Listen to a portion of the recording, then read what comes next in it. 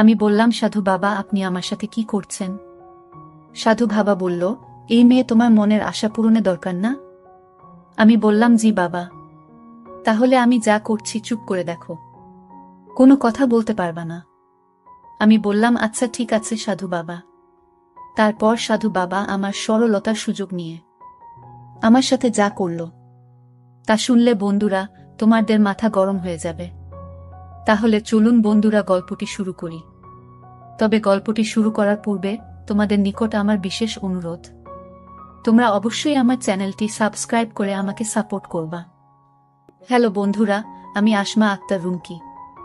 আমার ডাক নাম রুমকি, সবাই আমাকে রুমকি বলে ডাকে। বন্ধুরা, আজকে তোমাদের সামনে আমি যে গল্পটি বলবো সেটি আমার বাস্তব জীবনের গল্প। হয়তো তোমরা অনেকেই বিশ্বাস করবে না, কিন্তু এটাই সত্য।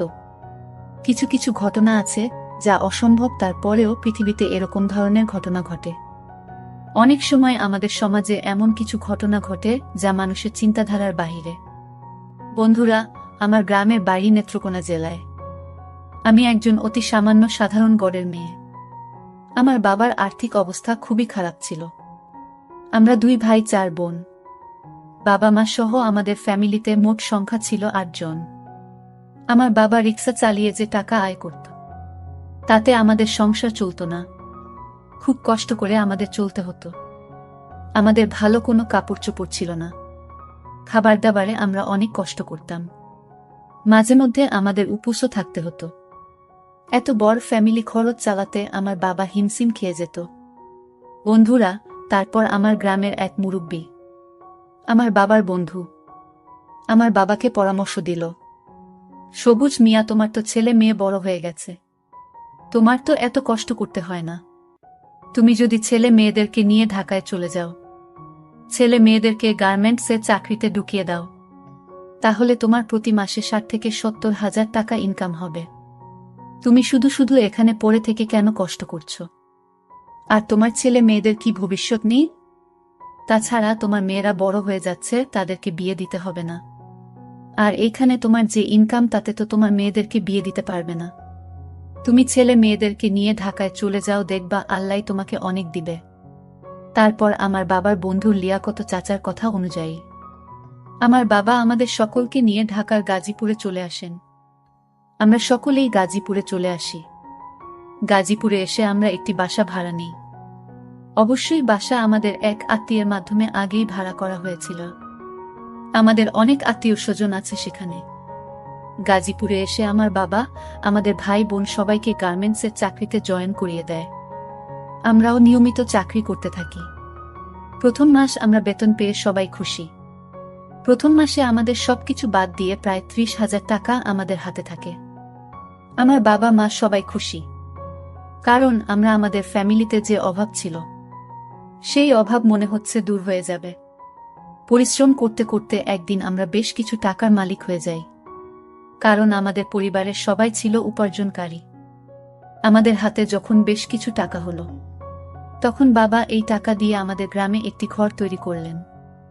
মাঝে মধ্যে আমরা ঈদ বা অন্যান্য অনুষ্ঠানে বাড়িতে গিয়ে সেখানে কয়েকদিন থাকতাম। তারপর আবার আমাদের কর্মস্থলে চলে আসতাম। কিন্তু আমরা বেশিরভাগ সময় থাকতাম গাজীপুরে। সেখানে আমরা সকলে চাকরি করতাম।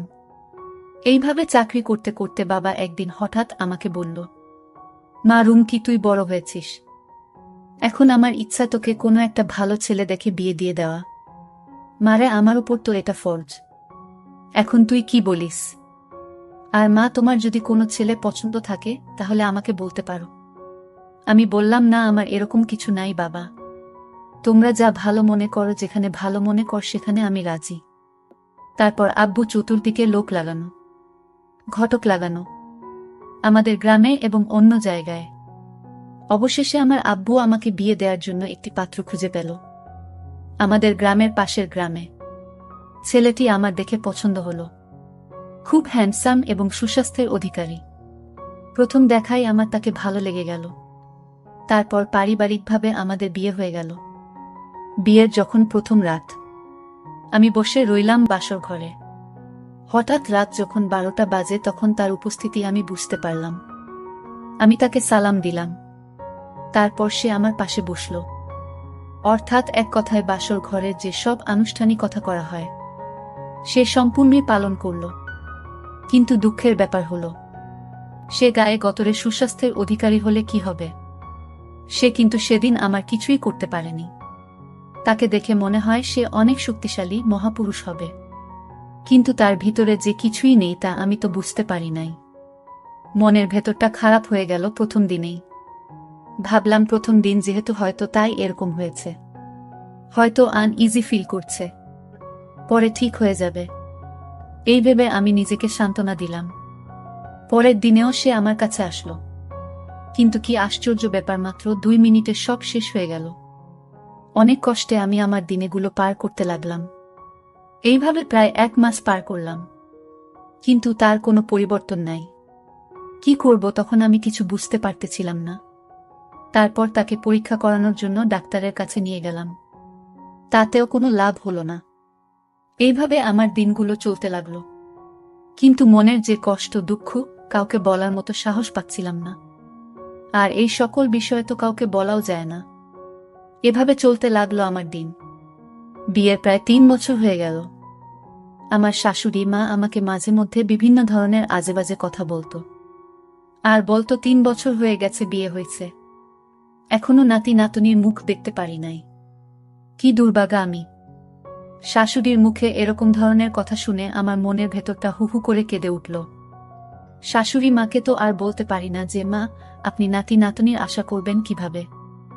আপনার ছেলে যে কিছুই পারে না স্বামীকে সুস্থ করে তোলার জন্য, স্বামীর কাছ থেকে ভালো কিছু পাওয়ার জন্য।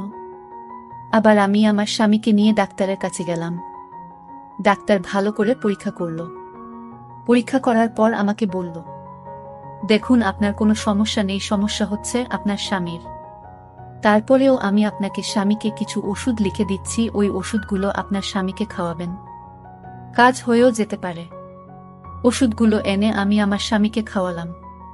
ওষুধগুলো আমি আমার স্বামীকে 1 মাস খাওয়ানোর তার মধ্যে কোনো পরিবর্তন দেখতে পেলাম না, সেই আগের মতোই অবস্থায়।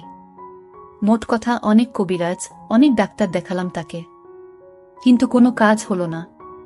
আর এদিকে আমার শ্বশুর, আমার শাশুড়ি মা নাতি নাতনির মুখ দেখার জন্য পাগল হয়ে গেল।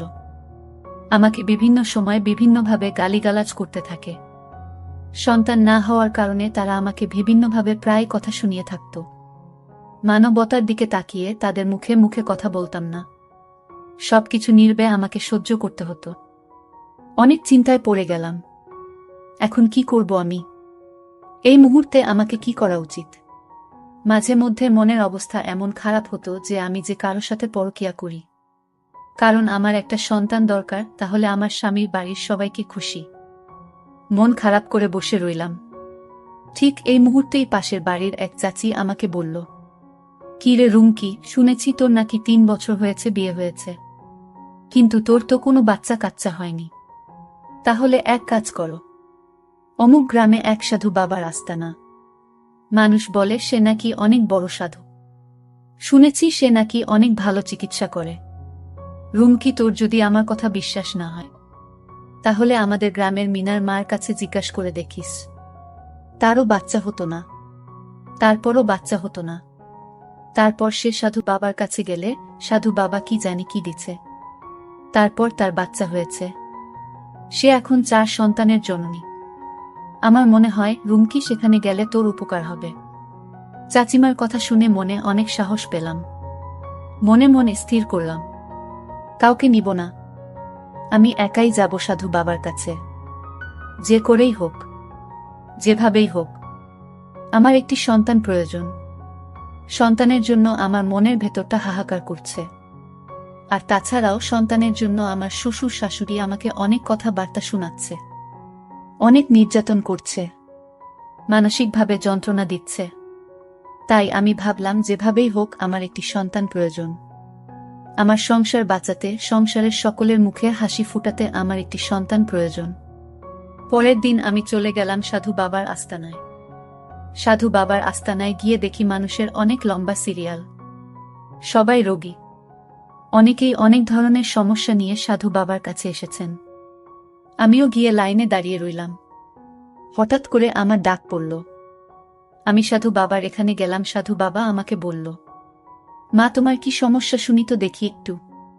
তারপর আমি সাধু বাবাকে বললাম, সাধু বাবা আমার বিয়ে হয়েছে 3 বছর হয়েছে, কিন্তু আমার স্বামী আমাকে কিছুই করতে পারেনি, যার ফলে আমার এখনো বাচ্চা কাচ্চা হয়নি। এখন আমার শাশুড়ি মা আমাকে খুব বাজেভাবে কথা বলে, আমার সাথে খুব বাজে আচরণ করে। বাবা আপনি কি পারবেন এমন কিছু দিয়ে আমাকে একটি বাচ্চা দিতে? আমার একটি সন্তানের খুবই প্রয়োজন। তারপর সাধু বাবা আমাকে বলল, মা দেখো, বাচ্চা দেওয়া এবং নেওয়ার মালিক আল্লাহ, আমি বরঞ্চ একটু চেষ্টা করে দেখতে পারি। সাধু বাবা কিছুক্ষণ অপেক্ষা করে আমার দিকে কি যেন পড়ে আমাকে একটি ফু দিল। ফু দেওয়ার পর সাধু বাবা হঠাৎ করে আমাকে বলতে লাগল, মা তুমি একটি কাজ করতে পারবে, তাহলে হয়তোবা তোমার বাচ্চা হওয়ার সম্ভাবনা আছে। তবে মা কাজটি যে অনেক কঠিন, অনেকেই পারে না। আমি বললাম, সাধু বাবা যত কঠিন কাজই হোক, আমাকে ওই কাজটি পারতে হবে, যেভাবেই হোক আমাকে কাজটি করতে হবে, কারণ আমার একটি সন্তান প্রয়োজন। পৃথিবীতে আমার এবং আমার স্বামীর কোনো কিছুর অভাব নেই, কিন্তু অভাব শুধু একটি সন্তানের। তারপর সাধু বাবা বলল, মারে তুমি সব জায়গায় যেহেতু ব্যর্থ হয়েছ, তোমার কোনো কিছুতেই কাজ হচ্ছে না, তোমার স্বামী তোমার সাথে কোনো কিছুই করতে পারছে না, সেই দুঃখ সেই কষ্ট তুমি কাউকে বলতে পারছো না, সেক্ষেত্রে তোমাকে আমার সাথে একটি কাজ করতে হবে। বুঝতেই পারছো কাজটি কি? তবে আমি এতটুকু বিশ্বাস করি যে যদি তুমি কাজটি করো, তাহলে আমি আশাবাদী তোমার মনের আশা পূর্ণ হবে, কারণ এর আগেও আমি তোমার মতো আরও অনেক মহিলার মনের আশা এভাবেই পূর্ণ করেছি। তারা সবাই এখন 3 থেকে 4 সন্তানের জননী। আশা করি তোমার মনের আশা পূর্ণ হবে। তবে মা, তোমাকে আমি ফ্রি মনে করে কথাগুলো বলেছি। তোমাদের মতো মহিলাদের মনের দুঃখ বোঝার জন্য আমি এই রাস্তায় বসেছি, তোমাদেরকে খুশি করাই আমার কাজ। এখন তুমি যদি আমার প্রস্তাবে রাজি থাকো, তাহলে আগামী শুক্রবার আমি একটা জায়গার কথা বলছি, ওইখানে চলে আসবা। তারপর আমি সাধু বাবাকে বললাম, সাধু বাবা এটা কিভাবে সম্ভব? আমার তো স্বামী আছে, আর তাছাড়াও আমি এরকম কাজ কখনো করি নাই। সাধু বাবা বলল, রুমকি, তোমার কোনো সমস্যা নেই, তোমার সকল প্রকার গোপনীয়তা আমি রক্ষা করব। তুমি যদি তোমার মনে আশা পূর্ণ করতে চাও, তাহলে অবশ্যই তোমাকে এই কাজটা করতে হবে। তোমার যদি ইচ্ছা না থাকে তাহলে চলে যাও, আর যদি মনে করো যে না, আমার দরকার, আমার প্রয়োজন, তাহলে তুমি আগামী শুক্রবার ওইখানে চলে আসবা। যদি রাজি থাকো তাহলে আমাকে বলে দাও, আমি তোমার জন্য সকল প্রকার ব্যবস্থা করে রাখব। সাধু বাবার কথা শুনে আমার মাথা ঘুরে গেল। মনে মনে ভাবলাম, এখন কি করি? আর আমারও তো প্রয়োজন। অনেক চিন্তা ভাবনা করে আমার প্রয়োজনের কথা ভেবে আর ওইদিকে শাশুড়ি মার তীক্ষ্ণ কথাগুলো মনে মনে ভাবতে লাগলাম।